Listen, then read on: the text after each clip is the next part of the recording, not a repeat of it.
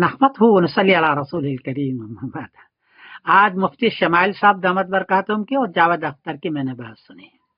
صحیح بات یہ ہے کہ دنیا میں 3 قسم کے لوگ ہیں۔ کچھ لوگ وہ ہیں جو ایک خدا کو مانتے ہیں اور اسی سے مانگتے بھی ہیں، اسی کی عبادت کرتے ہیں، توحید جس کو کہتے ہیں، یہ اسلام میں ہے۔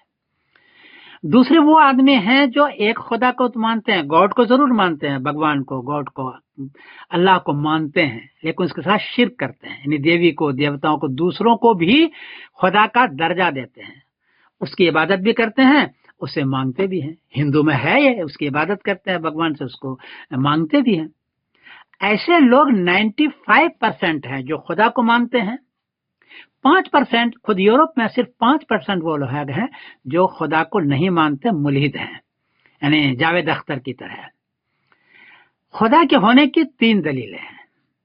پہلی دلیل تو یہ ہے کہ پوری کائنات کو بنایا اور الگ الگ طریقے سے بنایا۔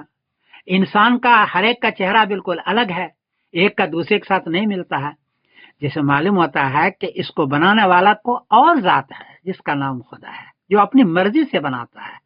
ایک دلیل تو یہ ہے۔ دوسری دلیل یہ ہے کہ جو لوگ کہتے ہیں کہ ہم خود بنے ہیں، خود اگر آپ بنے ہو تو خود مر کے دکھلاؤ نا جی، مر کر کے دکھلاؤ۔ خود بنے ہو تو خود مر بھی سکتے ہو نا، ذرا دکھلائیں۔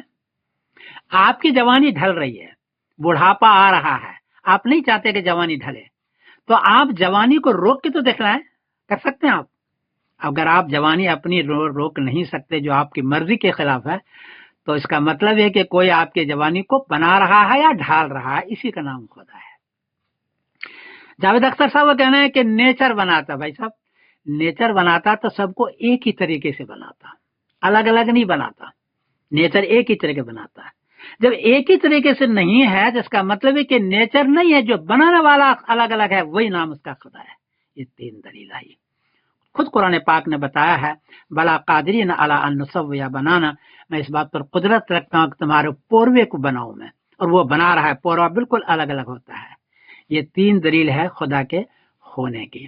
جاوید اختر صاحب نے خدا کے نہ ہونے کی کوئی دلیل نہیں دی، یہ بات صحیح ہے، میں نے سارا دیکھا اس کو، ادھر ادھر کی بات کرتے رہے، جبکہ شمائل صاحب نے خدا کے ہونے کی دلیل دی کہ خدا ہے۔